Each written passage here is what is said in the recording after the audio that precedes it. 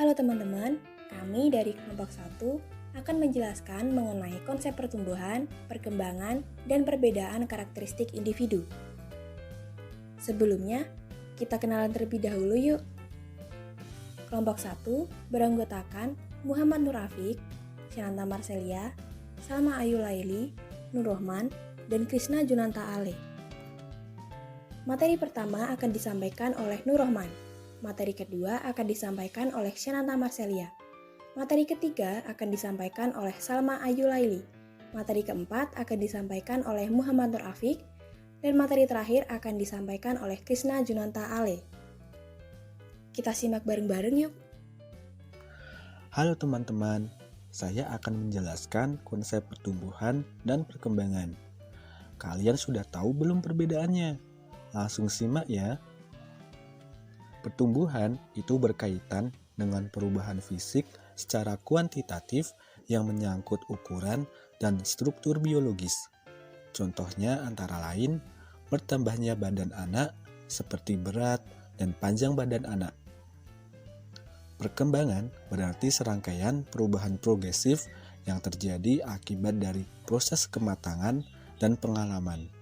Contohnya antara lain yaitu bayi yang bisa tengkurap, kemudian duduk merangkak, dan perubahan pola pikir pada bayi.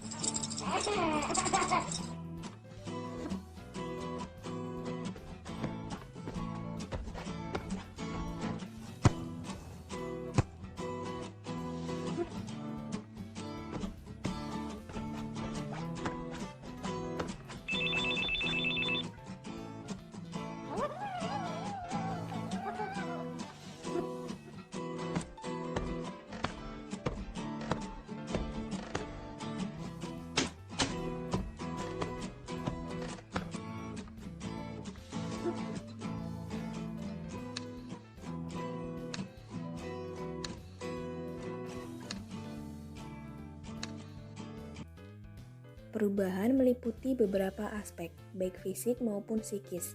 Perubahan tersebut dapat dibagi menjadi 4 kategori utama, yaitu perubahan dalam ukuran, perubahan dalam perbandingan, perubahan untuk mengganti hal-hal yang lama, dan perubahan untuk memperoleh hal-hal yang baru.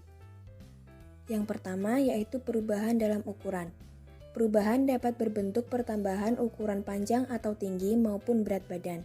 Misalnya, berat badan bayi yang ketika dilahirkan 3 kg menjadi 8-9 kg pada waktu umur 6 bulan. Yang kedua, perubahan dalam perbandingan. Dilihat dari aspek fisik, terjadi perubahan proporsional antara kepala, anggota badan, dan anggota gerak. Misalnya, perbandingan antara besar kepala dan anggota badan. Sampai pada umur tertentu, perbandingan akan menetap atau yakni pada usia belasan tahun. Perkembangan sosial juga sedikit demi sedikit berubah, dari bermain sendiri, bermain dengan saudara, bermain dengan anak-anak tetangga, kemudian bermain dengan anak-anak lain di lingkungan yang lebih kuat. Yang ketiga yaitu perubahan untuk mengganti hal-hal yang lama. Apabila sebelumnya bahasa bayi tidak begitu jelas, seiring dengan perkembangan usianya, ia mulai berbicara cadel, lalu berubah menjadi kata-kata yang lebih jelas artinya. Kebiasaan bayi merangkak ketika mengambil sesuatu akan menghilang seiring dengan meningkatnya kemampuan motorik. Dan yang terakhir yaitu perubahan untuk memperoleh hal-hal baru. Ketika dilahirkan, bayi belum memiliki gigi. Namun seiring bertambahnya usia, gigi bayi akan mulai tumbuh. Menjelang usia remaja, terjadi pertumbuhan kumis pada remaja laki-laki akibat mulai berfungsinya kelenjar kelamin yang disebut kelamin sekunder.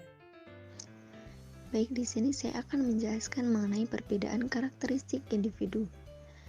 Perkembangan bagi setiap anak sebagai individu mempunyai sifat yang unik. Salfrock dan Yusen menyatakan sebagai berikut. Each us develop some other individuals and like individuals, like some other individuals, and like no other individuals. Maksudnya bahwa tiap-tiap individu berkembang dengan cara yang tertentu. Seperti individu lain, seperti beberapa individu yang lain, dan seperti tidak ada individu yang lain. Selain terdapat persamaan umum dalam pola-pola perkembangan yang dialami oleh setiap individu, terjadinya variasi individual dalam perkembangan anak bisa terjadi pada setiap saat. Hal ini terjadi karena perkembangan itu sendiri merupakan suatu proses perubahan yang kompleks, melibatkan berbagai unsur yang saling berpengaruh satu sama lain. Sesuai dengan konsep anak sebagai individu, perkembangan juga merupakan suatu proses yang sifatnya menyeluruh atau holistik. Maksudnya, perkembangan itu sendiri tidak terjadi hanya dalam aspek yang saling terjalin satu sama lain. Dari perkembangan individu dikenal dua fakta yang menonjol. Yang pertama, semua manusia memiliki kesamaan pola perkembangan yang bersifat umum. Dan yang kedua, setiap individu mempunyai kecenderungan yang berbeda, baik secara fisik maupun mental. Nah, perbedaan tersebut ternyata lebih banyak bersifat kualitatif daripada kuantitatif. Ada 6 jenis-jenis perbedaan individu. Yang pertama yaitu perbedaan kognitif. Nah, pada dasarnya kemampuan kognitif merupakan hasil belajar. Nah, hasil belajar ini merupakan perpaduan antara faktor pembawaan dan pengaruh lingkungan. Dari hasil belajar yang diukur terus belajar ini, tingkat kognitif seseorang individu dapat diketahui. Tingkat intelijensi atau IQ seseorang pun sangat mempengaruhi kemampuan kognitifnya. Hubungan antara kecerdasan dengan nilai kemampuan kognitif berkorelasi signifikan dan positif. Semakin tinggi nilai kecerdasan seseorang, semakin tinggi pula tingkat kemampuan kognitifnya. Perbedaan yang kedua yaitu perbedaan dalam kecakapan berbahasa. Nah, banyak penelitian eksperimental yang dilakukan dengan tujuan menemukan faktor-faktor psikologis yang mendasari keberhasilan atau kegagalan dalam penguasaan bahasa. Yang perbedaan ketiga yaitu perbedaan dalam kecakapan motorik. Nah, ketetapan kerja jaringan saraf akan menghasilkan suatu bentuk kegiatan yang tepat, dalam arti kesesuaian dalam rangsangan dan responnya. Kerja ini akan menggambarkan tingkat kecakapan motorik. Secara visual dapat digambarkan sebagai berikut. Saraf pusat otak yang melaksanakan fungsi sentral dalam proses berpikir merupakan faktor penting di dalam koordinasi kecakapan motorik. Perbedaannya keempat yaitu perbedaan dalam latar belakang. Nah, latar belakang keluarga, baik dilihat dari segi sosioekonomi maupun sosiokultural adalah berbeda-beda. Demikian pula lingkungan sekitarnya, baik lingkungan sosial, budaya maupun lingkungan fisik akan memberikan pengaruh yang berbeda-beda. Perbedaan latar belakang dan pengalaman dapat memperlancar atau bahkan menghambat kemampuan atau prestasi seseorang. Perbedaan yang kelima yaitu perbedaan bakat. Nah, bakat adalah kemampuan khusus yang dibawa atau dimiliki seseorang sejak lahir. Kemampuan tersebut akan berkembang secara baik apabila mendapatkan rangsangan dan latihan secara tepat. Sebaliknya, bakat tersebut tidak akan berkembang jika lingkungan tidak memberikan kesempatan. Dalam arti, tidak ada rangsangan dan latihan yang baik. Dalam hal pengembangan bakat ini, makna pendidikan menjadi sangat penting, artinya dalam perkembangan dari bakat seorang anak itu sendiri. Perbedaan yang keenam atau terakhir, perbedaan dalam kesiapan belajar. Nah, perbedaan individual tidak hanya disebabkan oleh keragaman kematangan, tetapi juga oleh keragaman latar belakang sebelumnya. Anak berumur 6 tahun juga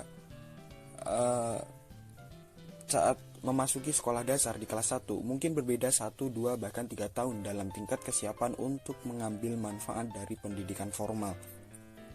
Hal ini ditunjukkan dari hasil penelitian bahwa kemampuan mental atau umur mental bagi anak-anak kelas 1 sekolah dasar ditemukan dalam rentang umur kronologis antara 3 tahun sampai 8 tahun.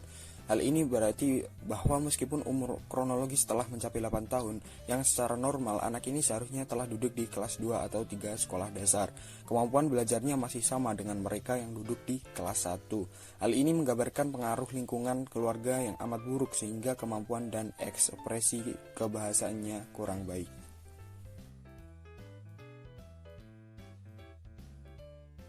Baik, selanjutnya saya akan menjelaskan mengenai perbedaan individual yang khas. Setiap individu adalah khas atau unik, artinya ia memiliki perbedaan dengan yang lainnya. Perbedaan itu bermacam-macam, mulai dari perbedaan fisik, pola berpikir, dan cara merespon atau mempelajari hal baru. Kemudian, hal-hal yang mempengaruhi macam-macam perbedaan itu adalah sebagai berikut. Yang pertama adalah otak sebagai pusat belajar. Seperti yang kita tahu, otak manusia terdiri dari 2, yaitu otak kanan dan otak kiri.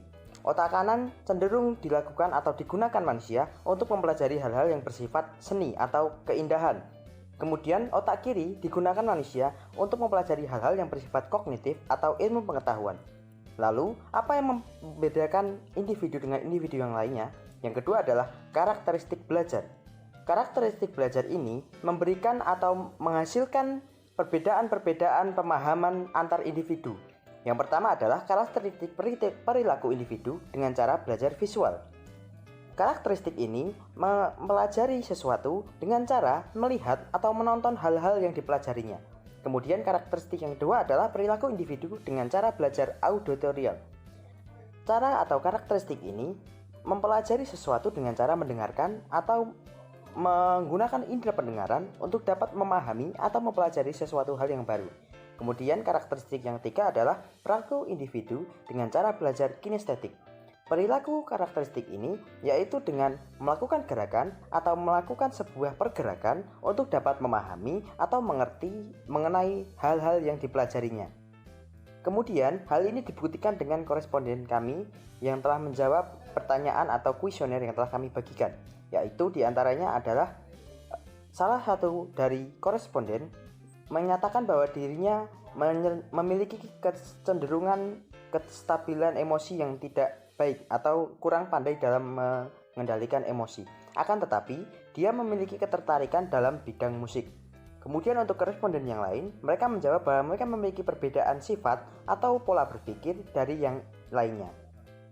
Demikian dari saya, terima kasih. Cukup sekian penjelasan dari kelompok kami, kurang lebihnya mohon maaf dan sampai jumpa di video selanjutnya.